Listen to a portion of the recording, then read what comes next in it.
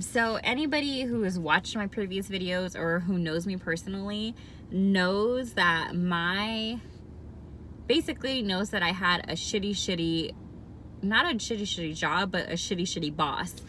And you guys probably have seen that if you have been here for a little bit. And for those of you that are new here, let me catch you guys up. So basically I worked for a company for going on 4 years.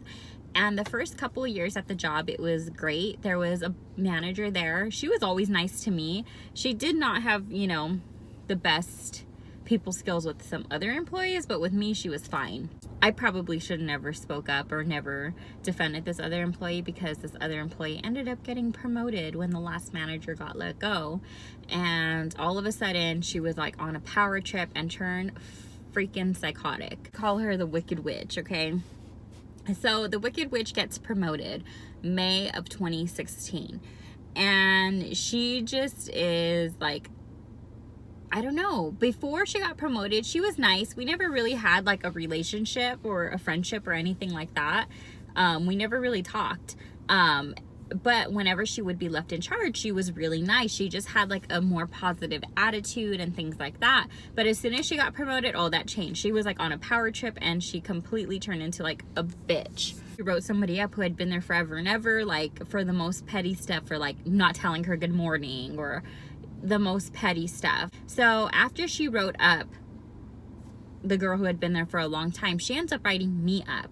So in 2016, at the beginning of 2016, I had surgery, and the previous manager is the one who told me like how to file the short-term disability claim and how to, like, she walked me through everything. She's the one who told me how to handle everything, since I was going to be out of work for 2 weeks because I was having surgery. So just keep that in mind. When you file an FMLA claim, those dates, basically the Family Medical Leave Act or something, whatever, those dates are supposed to be protected.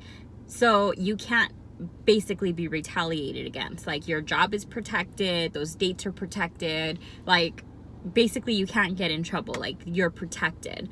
And so just keep that in mind. So when you go on short-term disability, they make you use your sick time first, whatever you have left. I had to use all of my sick pay up, and then the second week, obviously I don't have sick pay, so that's when the disability kicks in, which my work covers at 80%, then the state covered at 20. Okay, keep that in mind. I had to use all of my sick pay, meaning for the rest of the year, I didn't have any other sick pay. So if I did have a doctor's appointment or if I did have to be somewhere, I had my personal time, okay? Pay like PTO. I had my personal time off. Sick time, didn't have anymore. I was on disability. So in the month of August, okay, I had a doctor's appointment that had been scheduled for months prior. And you know, they give you a reminder call, but usually just like the day before, just to remind you. And so when I got this reminder call, the Wicked Witch was on vacation. So I had no way to contact her. So first thing Monday morning, she gets to work and I was like, hey, I really hate to do this. I said, but I have a doctor's appointment that was scheduled for months ago. I said, it is today. And is it okay if I leave work instead of at 5:30 if I can leave at 4? So 1.5 hours early. Keep in mind, I still have paid time off. Keep in mind, I'm at work and I'm just asking to leave 1.5 hours early. She rolls her eyes, but she's like, well, if you have no choice, then yeah, I guess. Okay. So I'm thinking she said, okay, I can go to my doctor's appointment. Wrong. So this bitch, she ends up writing me up for excessive absences. So let me give you the timeline again. I had surgery in February. My last manager was there until May. The Wicked Witch gets promoted in May. It's now August. I've not missed any days. I've not missed any time, but she writes me up for excessive absences because I had no sick time, and I had to use 1.5 hours for sick time that I didn't have. But really, I didn't turn in 1.5 hours. I turned in my paid time off. So does that make sense to you guys? So she writes me up for excessive absences. On the list of absences is the full 2 weeks that I was gone because of my surgery. Those dates were protected. And she wrote me up. So on paper, it looks like I was just off for 2 weeks and now I left an hour and a half early and it looks like I'm never at fucking work. Sorry, freaking work. When that's not what happened. I had surgery. I was on disability. I filed the claim like I was supposed to. Those days were protected. But then she writes me up for excessive absences, okay? Oh, I was pissed off. Like, are you kidding me? Like, how is that excessively absent if these dates are protected? Okay, so then get this. Of course, my luck, right? That was on a Friday when she wrote me up. Okay, so Monday she said I can leave. Friday she writes me up, okay? So then over the weekend, I don't know what happens, but I had like the worst pain back here. And literally by the time Monday morning came, I couldn't even talk. Like, I couldn't open my mouth. I couldn't eat, but I still went to work. And I told her, I'm like, I'm in so much pain. You think that she would even like, you know, try to help, you know, alleviate some of the workload? No. She had me doing everything that day, helping other people's customers, everything. Even though I told her I couldn't effing talk. Like, it hurt so bad where I couldn't even eat. Okay?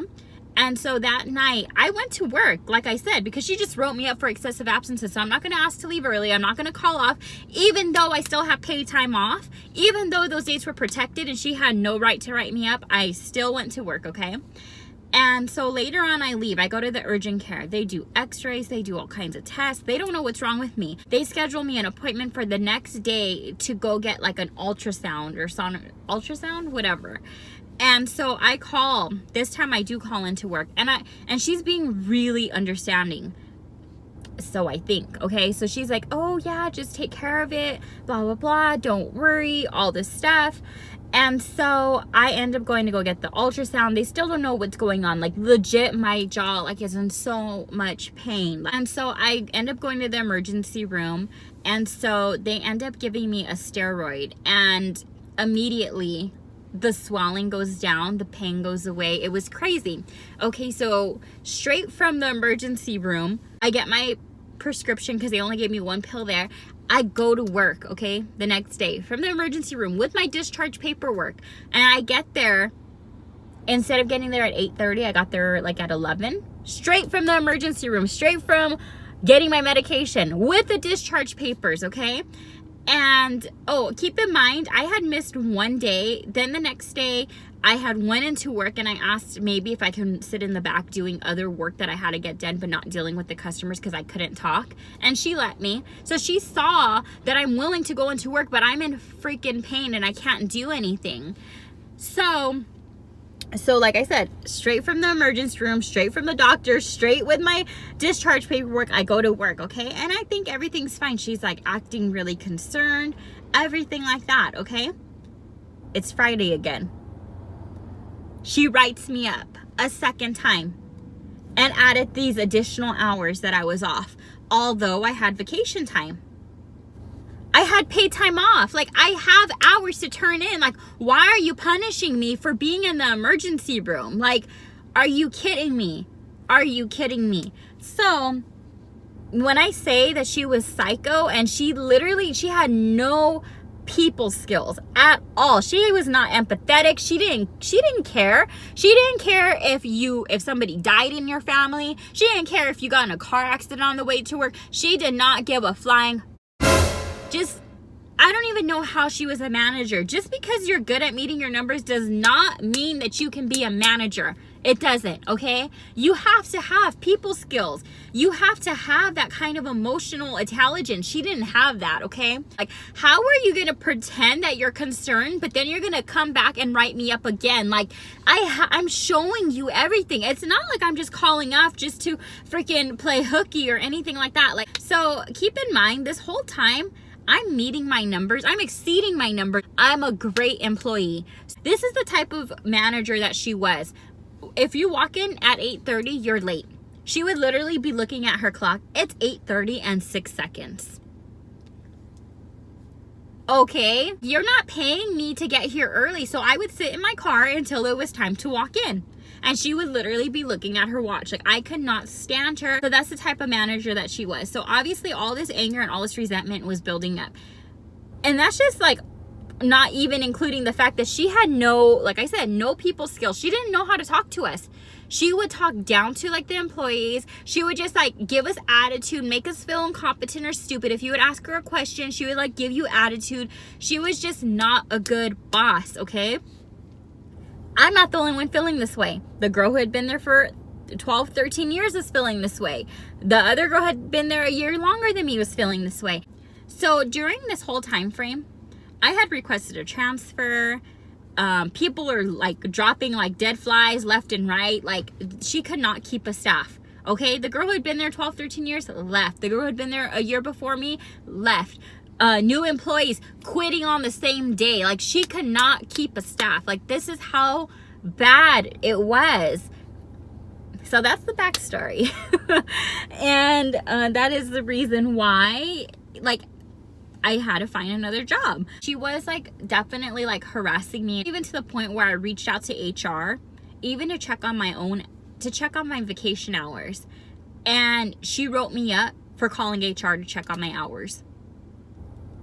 Are you kidding me? Like, and I even asked the HR girl, and I think I put this in another video, like, are you guys not there to help employees? Like, that doesn't make any sense.